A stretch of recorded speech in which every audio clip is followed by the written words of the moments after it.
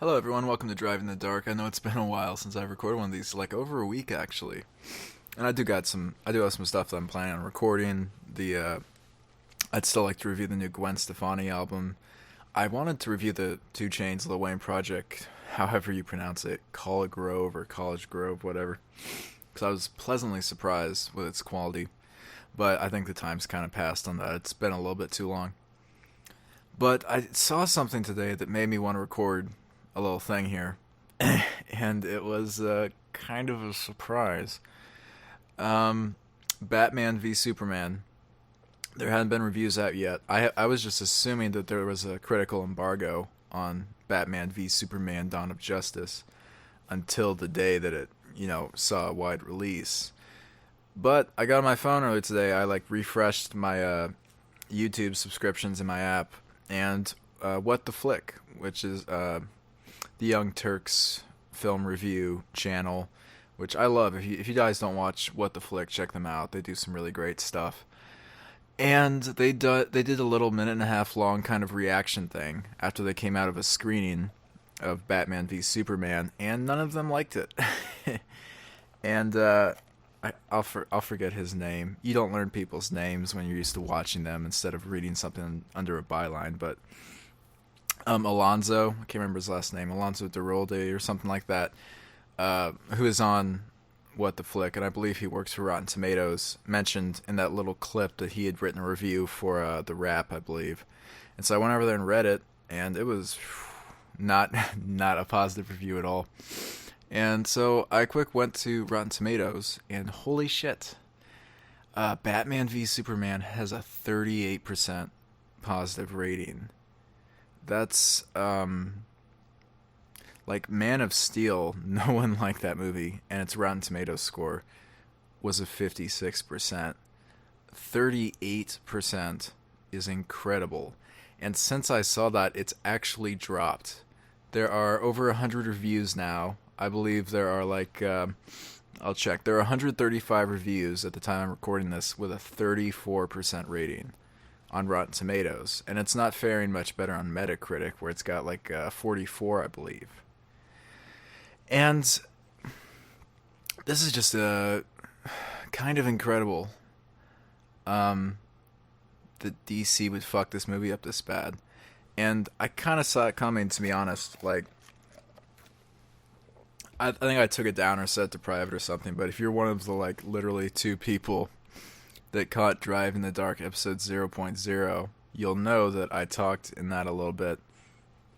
I think it's because I recorded the day before the Oscars. I talked a little bit about Batman v Superman and some films, and predicted that it would be really bad. Basically, once we got to the third trailer, I was like, man, this looks terrible. Because I mean, everyone says this, but they gave away the entire movie in those trailers. So it's Batman's mad at Superman because he basically did 1,000 9/11s to kill one guy, and Lex Luthor uses his political machinations and tricks people to turn Batman and Superman against each other so he can set loose Doomsday or whatever while they're distracted fighting each other, and then at the end they'll come together and with Wonder Woman join to fight this new threat, this Doomsday or whatever, in some big epic finale, and then they'll all shake hands and pat each other on the back, and then we can go into the Justice League movie, and then we can do the DC extended universe, and that doesn't even sound like a good plot. You can spoil a movie in the trailer and still have me enjoy it a lot. But once they kind of showed all of their cards, I was like, holy shit, that sounds terrible. It's just terrible. And I had reasonably high expectations for this movie before the trailer started coming out. I really liked the casting of Ben Affleck as Batman. I don't know what the fuck you people were so worried about. Of course he's going to be great. And I was really excited by the prospect of Ben Affleck getting to write and direct solo Batman movies. And apparently he's going to get to do that. But I was pretty sure that... And I mean, I'm sorry, I'm jumping around a little bit. And I was excited at first by the very first trailer, the teaser, whatever, because it did kind of show, like I said, how in this universe, basically Superman was 9/11. I thought that was a pretty bold choice. I thought that was gonna take it in an interesting direction. And I just recently, like in the last 4 or 5 months, I think, read The Dark Knight Returns, the iconic comic book where Batman and Superman, fight at the end. I just read that, not too long ago, and I thought it was great. So I was excited for what they could do with this concept. But okay, like I knew that I before these reviews came out, I was pretty sure this was going to be a bad movie. And I am stunned by just how bad it apparently is. Just how bad the reviews are. And it's incredible that DC could squander this opportunity in that way. Basically, and it's especially sad because, like I said, I'm excited to see Ben Affleck self-direct and write some Batman movies. Because honestly, if you told me I could pick any writer and produce and director to do some Batman movies, Ben Affleck probably would be my guy. Even if he wasn't cast in this, I'd want to see him do it. You can totally see a brilliant Batman movie that's kind of got the style and tone of something like The Town or whatever. That makes perfect sense. And I'm pretty sure that DC has just fucked everything up. And I kind of saw it coming, but I didn't see it coming this bad. 34% on Rotten Tomatoes, and I'm sure it's going to go down by the time I'm up tomorrow. And I think everyone's kind of bored of the Marvel movies by now, by the Marvel Cinematic Universe. And this is the launching of the DC Extended Universe or whatever. And you know what? I kind of feel like it's stillborn. I still haven't seen this movie yet, but I think they may have just killed their cinematic universe.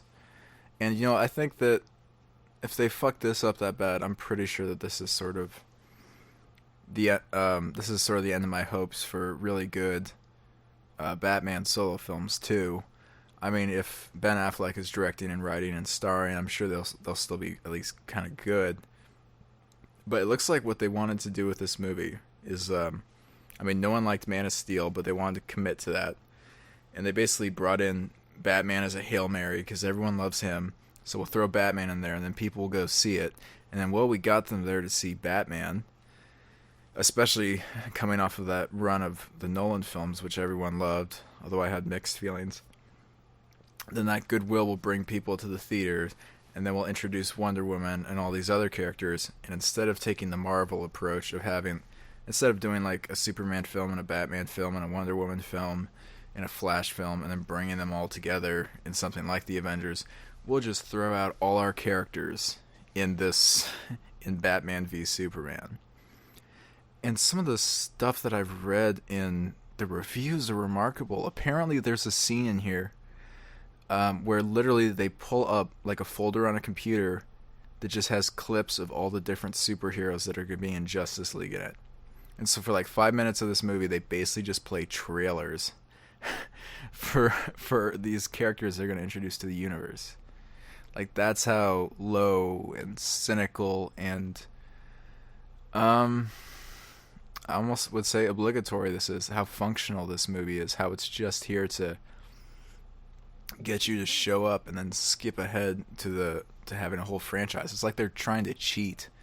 They're trying to take the Marvel model and just like cheat and jump ahead a bunch of years, jump stages, and just try and take a great leap forward when they should have taken it slow, and they should have worked harder on these scripts, and they should have established the characters in their own little worlds. But I don't see how after this the DC Extended Universe is going to be any good at all, frankly. I don't care about DC characters that much, except for Batman. I really fuck with Batman. And I think you get diminishing returns. Like, as a rule, you have diminishing returns the more heroes get thrown into something and the more times you try and do the same thing over and over again. That's why it was such a good thing that Nolan did 3 and went out. And those Nolan films didn't have, Superman and Wonder Woman and Flash and like a million other heroes. So that gave those stories like a weight. Because every single one of those Nolan movies, you went into it thinking it was possible for Batman to like get killed in it, or die at the end, or fail. But when you create these universes with 20 characters, 20 superheroes, there's absolutely no tension. Like, I saw Captain America Winter Soldier probably 3 months ago, and I heard great things about it, and the whole movie I was just fucking bored. So bored. And it's not like it was poorly made or poorly written or anything, but it was just, well, I know nothing's gonna happen because they got all the other Avengers in this universe. And like, if you're gonna try and launch a universe just with all the characters from the jump, then you can't really have good solo movies after that. You can, maybe the Justice League film will be good, because then it's like, oh, well, what struggle will they face as a collective unit? But no solo movies get less and less interesting because, I guarantee you, the whole time I'll be watching a Batman movie, it'll be like, well, Superman, well, Wonder Woman, well, Flash. Like, there's no, like, even if Batman completely failed, there's no real tension in solo movies when you make your universe this big, and when you rush it the way DC is. They are killing any potential they had to like successfully relaunch their film industry. Any chance they had to catch up with Marvel or even best Marvel, it seems like they're just throwing it all away. And that's really fucking tragic in its own way. Like, I just hope, the only hope I have after seeing these reviews and after realizing that everything I thought was going to happen did happen, but even worse, my only hope is that this means Ben Affleck can adapt the book Batman Hush. Because Superman does exist in that world. Even like Superdog exists in that comic. But I kind of feel like they won't let him do it because Batman and Superman fight in Hush, and they'll be like, can't do that again. And so maybe Hush won't happen, but if it did, it would be so amazing. But this looks like a complete and total failure. Every aspect of it. It seems like they just took just handfuls of characters and just threw them all together in one thing with no real story, with no connective tissue, with no tension or drama, and no risks. And what you got was a fucking mess. And I was kind of looking forward to seeing the R-rated version they were supposedly going to do, but I googled it again today, and it's going to be half an hour longer. If this movie is as overlong and messy and useless as people say it is, I can't imagine what like a 3-hour cut of it's going to look like. I don't know if I have too much more to say, and I don't know if I've really even said anything. I'm just frustrated. Batman is great. Like, if you got Batman or if you've got Spider-Man, just take my money. Those are the only like superheroes I really have any interest in. And it's just, DC Comics threw away like their best hero. It's just pearls before swine. They just tanked him to jumpstart their failed film division. And I don't know what the box office receipts are going to be on this either.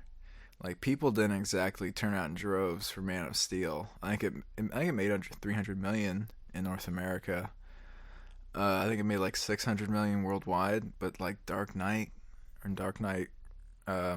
Rises, didn't they get like 1.2, 1.3 billion dollars? Like, what is this gonna be when everyone who sees it hates it? Seemingly the only people who liked it are the like fans that got an early screening. But today, Screen Junkies Universe did a little episode where they reacted to the film, and they pointed out that, oh, that's actually a very clever marketing ploy, because the kinds of fans that are going to get invited to an early screening are the rabid DC fans who are going to like literally anything if Batman and Superman and Wonder Woman are in it. But after that, so maybe that'll create a strong first day showing, that sort of good buzz from the DC stands. What is the box office going to look like for this after it comes out and it turns out no one likes it? And it's not like this is a disappointing sequel to a blockbuster. It's not like this is Phantom Menace or something where this is just like, oh, everyone loved Man of Steel and it was such a phenomena. The only thing this really has going for it is that the Dark Knight movies were good. The Dark Knight trilogy was good. And I mean, obviously it's a different character, different universe, different Batman, different director, different writers. But like, that's kind of all this has going for it. And I mean, I'm going to see it, but it's just disappointing to realize that they've got a character as great as Batman and they've already thrown it away for nothing. You know, I'm convinced, like how Marvel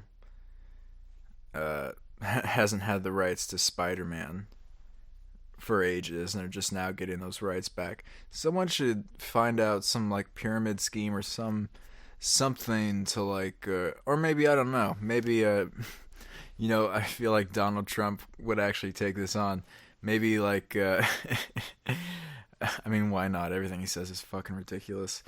Donald Trump should like start campaigning to get the government to seize the intellectual rights to Batman from DC, so that DC can't make any more Batman films, and then maybe Ben Affleck can do them in like his own little universe without all this other garbage. But you know, again, I'm sorry if I said nothing or just rambled this whole thing.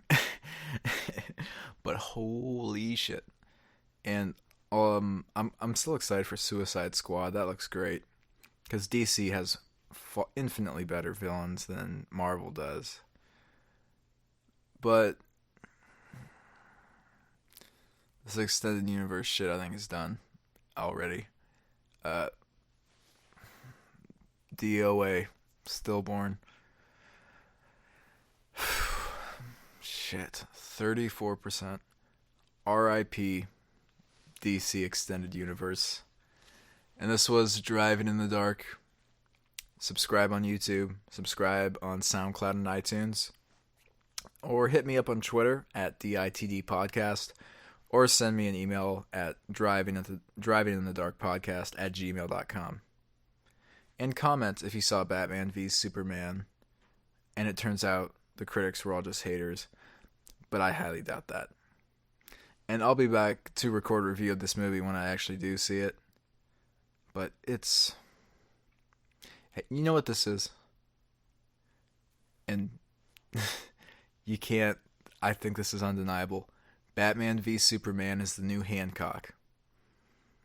Remember when Hancock was coming out and looked like the best thing ever? And it was so brilliant because it was like, oh, it's going to be this dark, realistic superhero movie where, you know, the hero has become an alcoholic and a recluse because he'll fly in and stop a train that's going to run over a kid or something, and then everyone hates him because it tears up the tracks and the train and all that, and the city of LA has to front like $2-3 million in damages every time he does everything, and everyone hates him. Then it actually came out, and turns out that that brilliant premise was like the first 20 minutes of the movie, and the rest of it was unconscionably bad. Hey, welcome to Batman v Superman: Dawn of Justice. It's Hancock all over again. Great premise. The execution, just a bunch of random bullshit.